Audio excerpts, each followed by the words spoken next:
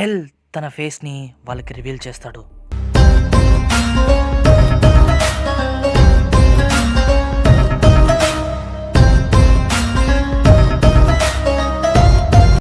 వాళ్ళంతా O L ఏంటి మేము ఎక్స్పెక్ట్ చేసినట్టు లేడే అని అనుకుంటారు. వాళ్ళు వెంటనే ఒక్కొక్కరు వాళ్ళ ఐడీస్ని తీసి ఎల్కి చూపిస్తారు.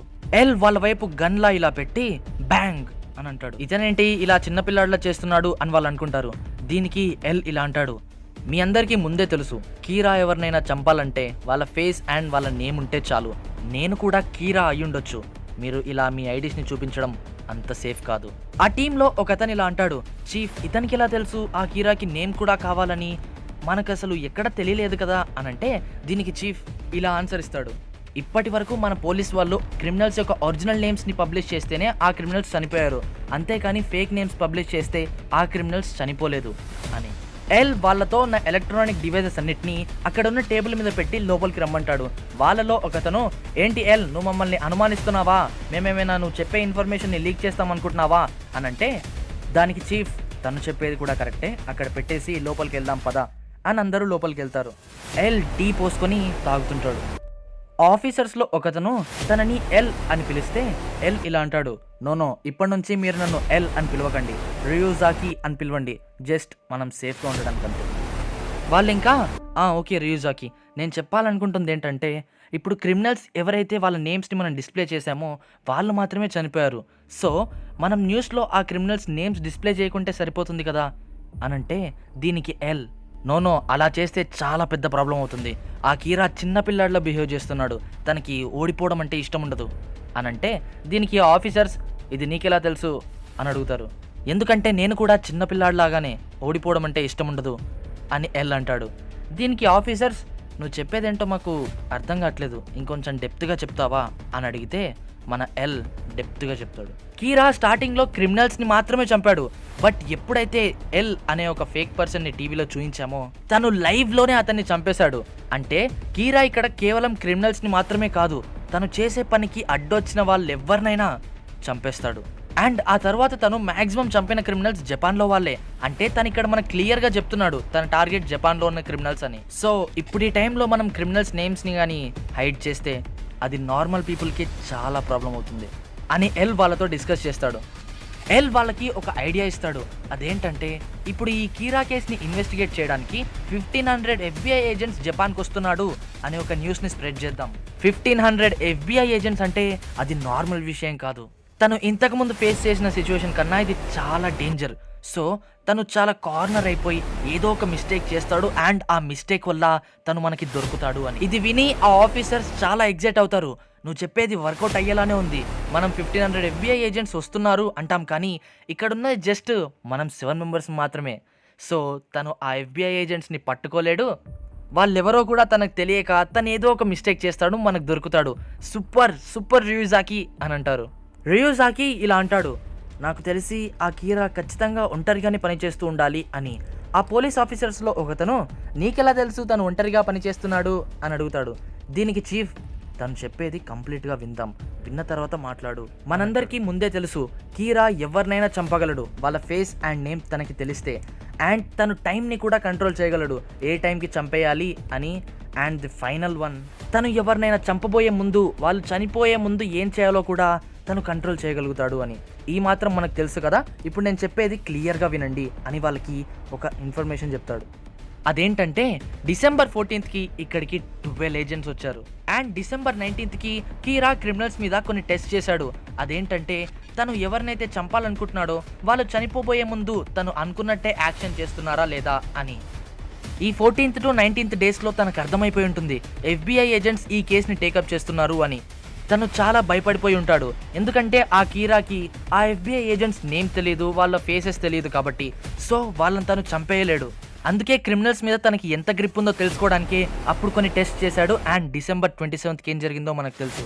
ఒకవైపు లైట్ ఏమో తనేమైనా మిస్టేక్స్ చేశానా అని డిసెంబర్ 19th నుంచి, అంటే అప్పటి నుంచి తను చాలా యాక్టివ్గా ఉన్నాడు కాబట్టి అప్పటి నుంచి డేట్స్ వేసుకొని ఆ డేట్స్లో తను ఏం చేశాడు, ఏమైనా మిస్ అయ్యాడా అని చెక్ చేసుకుంటున్నాడు. ర్యూక్ ఆశ్చర్యపోతాడు, ఏంటి లైట్ నువ్వు ఇప్పుడు డెత్ నోట్ వాడుతున్నావు కదా, డెత్ నోట్ కాకుండా ఏదో రాసుకుంటున్నావు అని.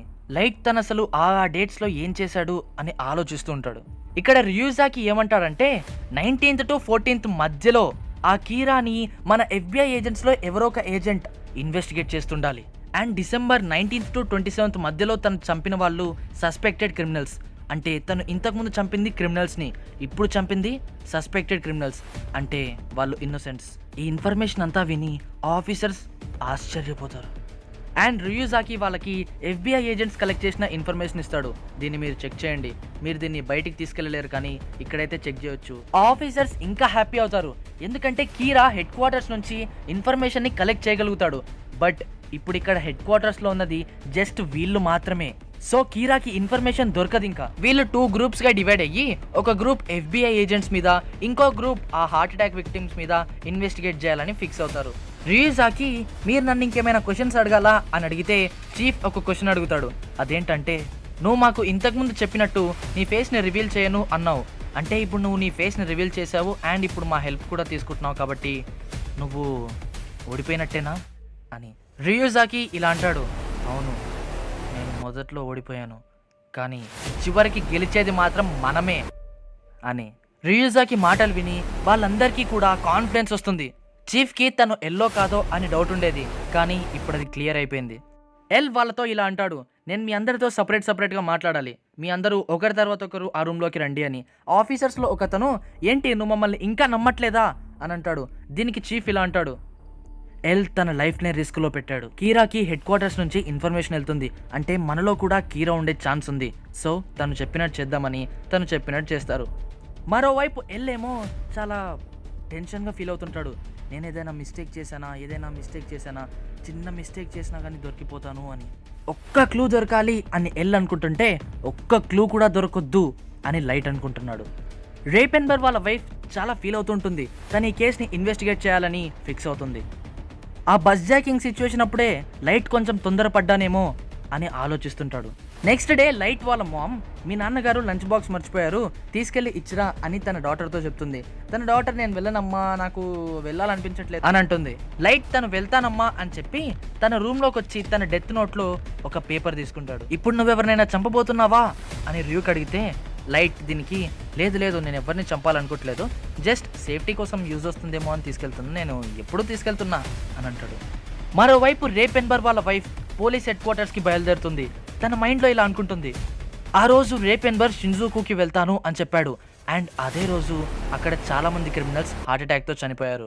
ఆ రోజే బస్ జాకింగ్ జరిగింది అండ్ అదే రోజు ఆ క్రిమినల్ చనిపోయాడు, బట్ హార్ట్ అటాక్తో కాదు, యాక్సిడెంట్లో. లైట్ తన ఫాదర్కి కాల్ చేస్తాడు, బట్ తన ఫాదర్ లిఫ్ట్ చేయడు. ఇంకా తను అలా నడుచుకుంటూ హెడ్ క్వార్టర్స్కి చేరుకుంటాడు. రేపెన్బర్ వాళ్ళ వైఫ్ కూడా అక్కడికి చేరుకుంటుంది. తన దగ్గర ఒక ఇంపార్టెంట్ ఇన్ఫర్మేషన్ ఉంది, నేను పోలీస్ వాళ్ళతో అర్జెంటుగా మాట్లాడాలి అని అంటుంది. దీనికి రిసెప్షన్ వాళ్ళు, లేదు పోలీస్ ఆఫీసర్స్ ఎవ్వరు కూడా ఇప్పుడు హెడ్ క్వార్టర్స్లో లేరు అని అంటారు. ఏంటి హెడ్ క్వార్టర్స్లో ఎవ్వరూ లేరా అని లైట్ అనుకుంటాడు. తను ఇలా అంటుంది, నేను కీరా కేసు గురించి మాట్లాడడానికి వచ్చాను అని. కీరా కేసు గురించా అని లైట్ ముందుకెళ్తాడు. లైట్ ఆ లంచ్ బాక్స్ని రిసెప్షన్లో వాళ్ళకి ఇచ్చేస్తాడు. ఆ రిసెప్షన్లో ఉన్న అతను ఇలా అంటాడు, కీరా కేసు గురించి ఇన్వెస్టిగేట్ చేయడానికి నువ్వు కూడా రావచ్చు కదా లైట్ అని. దీనికి లైట్, వస్తా, ఎల్లు కన్నా ముందు మనమే కనిపెడదాంలే అని అంటాడు. ఏంటి ఎల్లు కన్నా ముందా అని రేపెన్బర్ వాళ్ళ వైఫ్ అనుకుంటుంది. లైట్ తనతో మాట్లాడతాడు, మీకు ఈ కీరా కేసు గురించి తెలియదేముంది, ఆఫీసర్స్ అంతా రిజైన్ చేసి వెళ్ళిపోయారు, ఇప్పుడు కేవలం కొంతమంది ఉన్నారు కాబట్టి వర్క్ అంతా వాళ్ళ మీదే ఉంది, సో వాళ్ళు ఇప్పుడు ఫ్రీగా ఉండరు అని అంటాడు. ఇదంతా తనతో ఎందుకు షేర్ చేస్తున్నావు లైట్ అని రిసెప్షన్లో వాళ్ళు అడిగితే, తను ఎందుకో నాకు చాలా నమ్మకంగా కనిపిస్తుంది, అందుకే తనకు చెప్పాను అని అంటాడు.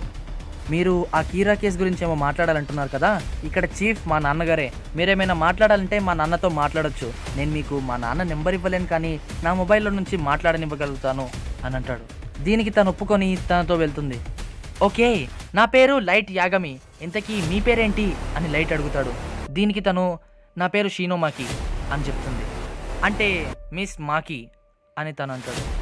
మనకి కీరా గురించి తెలుసు కదా, తనకు ఎవరి పేరైనా ఫేస్ అయినా తెలిస్తే వాళ్ళని హార్ట్ అటాక్స్తో చంపేస్తాడు అని. దీనికి తను ఏమంటుందంటే, ఎగ్జాక్ట్లీ అందరూ ఇదే అనుకుంటున్నారు, బట్ ఇక్కడ రియాలిటీ ఏంటంటే తను హార్ట్ అటాక్స్తోనే కాదు ఇంకా వేరే విధాల్లో కూడా చంపగలుగుతాడు. ఎల్ షాక్ అయిపోతాడు, ఏంటి ఇంతకీ తినెవరు, తినకెలా తెలిసింది ఇదంతా అని.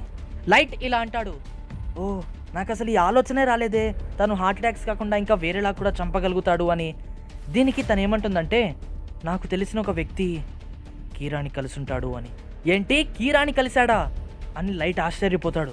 అవును, మీ ఫ్రెండ్ ఎవరో ఆ కీరాని కలిశారన్నారు కదా, తనే వెళ్ళి చెప్తే అయిపోతుంది కదా కీరా ఎవరో అని లైట్ అంటే, దీనికి తను ఏమంటుందంటే, లేదు తను చనిపోయాడు, తను నా హస్బెండ్, తను కూడా 12 FBI ఏజెంట్స్లో ఒక అతను అని అంటుంది. లైట్ తన మైండ్లో ఇలా అనుకుంటాడు, 12 FBI ఏజెంట్లో ఒక అతను అండ్ కీరాని కలిశాడా అంటే తను రేప్ పెన్బర్ అని తనకి దిమ్మ తిరిగిపోతుంది. తను ఇలా అంటుంది, ఆ రోజు బస్ హైజాకింగ్ జరిగిన రోజే ఆ బస్లో తను కీరాని కలిసి ఉంటాడు. దీనికి లైట్ ఇలా అంటాడు, ఇంతకీ మీరు అసలు ఎందుకు అనుకుంటున్నారు తను కీరాని కలిసి ఉంటాడు అని. దీనికి తను ఏమంటుందంటే, బస్ హైజాకింగ్ జరిగిన 8 days తర్వాత తను హార్ట్ అటాక్తో చనిపోయాడు. ఆ క్రిమినల్ కూడా 2 days బ్యాక్ క్రైమ్ చేశాడు. క్రైమ్ చేసిన 2 daysకి తను చనిపోయాడు యాక్సిడెంట్లో. రెండు వేరే వేరే ఇన్సిడెంట్సే అనుకో, బట్ ఆ కీరా ప్లాన్ చేసి ఉంటాడు. ఆ బస్లో తను ఎలాగైనా రేప్ ఎన్బర్తో ఆ FBI ఏజెంట్స్కి సంబంధించిన డీటెయిల్స్ కలెక్ట్ చేద్దాం అనుకుని ఉంటాడు. అవి కలెక్ట్ చేసి తనకి అడ్డుగా ఉన్న FBI ఏజెంట్స్ అందరినీ చంపేయాలనుకుని ఉంటాడు. అండ్ అప్పుడే ఆ బస్ జాకర్ కూడా యాక్సిడెంట్లో చనిపోయాడు. దీన్ని బట్టి మనకు అర్థమవుతుంది, ఆ కీరా కేవలం హార్ట్ అటాక్స్తోనే కాదు, తను వేరే విధాల్లో కూడా చంపగలుగుతాడు అని. దీనికి లైట్ ఇలా అంటాడు, అంటే ఆ బస్ జాకర్ హార్ట్ అటాక్తో కాకుండా యాక్సిడెంట్లో చనిపోయాడు కాబట్టి కీరా వేరే విధాల్లో కూడా చంపగలుగుతాడు అని మీరు అనుకుంటున్నారా అని అడుగుతాడు. దీనికి తను అవును అని అంటుంది. మీరు చాలా రాంగ్ డైరెక్షన్లో ఆలోచిస్తున్నారేమో అని లైట్ అంటాడు. దీనికి తను ఇలా అంటుంది, నేను కూడా స్టార్టింగ్లో ఆ బస్ హైజాకర్ గురించి ఆలోచించలేదు, బట్ మా ఫియాన్సీ రిలాక్స్ అయిన తర్వాత నేను తనని అడిగాను.